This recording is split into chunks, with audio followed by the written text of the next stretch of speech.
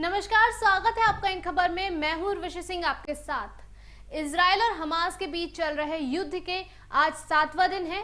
इनमें दोनों ओर हजारों की संख्या में जानें जा चुकी हैं।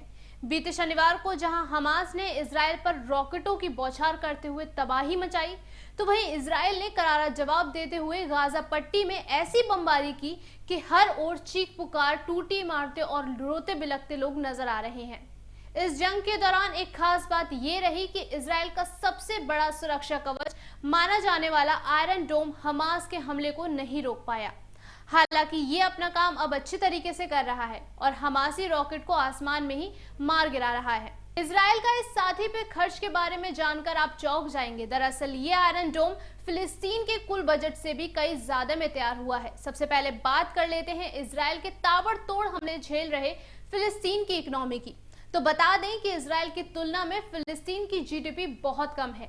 एक और जहां इजराइल की अनुमानित जीडीपी 2023 में 564 अरब डॉलर है, तो वहीं फिलिस्तीन की जीडीपी का आकार लगभग 19.1 अरब डॉलर है। अगर प्रति व्यक्ति आय की बात करें तो फिलिस्तीन का ये 3,789 डॉलर है, वहीं इजराइल में ये आंकड़ा लगभग 58 डॉलर है।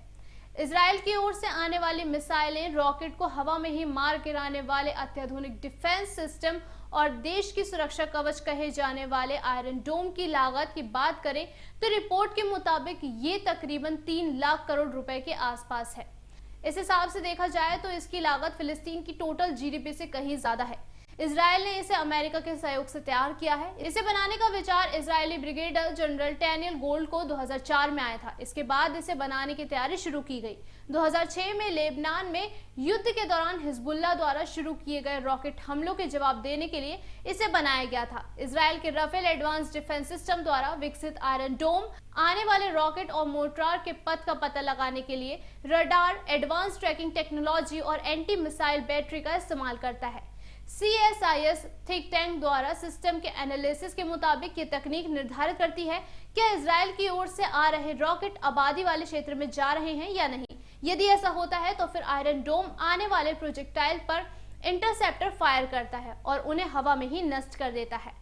इजराइल का ये आयरन डोम की इंटरसेप्शन रेंज की बात करें तो ये 2.5 मील से लेकर 43 मील तक है। राष्ट्रीय सुरक्षा अध्ययन संस्थान की 2001 में आई एक रिपोर्ट में शेयर किया गया था कि एक इंटरसेप्टर मिसाइल की कीमत लगभग 40,000 से 50,000 डॉलर होती है। यानी कि जितनी रकम खर्च करके इजराइल इसे अपनी सुरक्षा कवच को तैयार करता है, दुश्मनों का सामना करने के लिए इसके इस्तेमाल पर भी उतना ही भारी भरकम खर्चा आता है।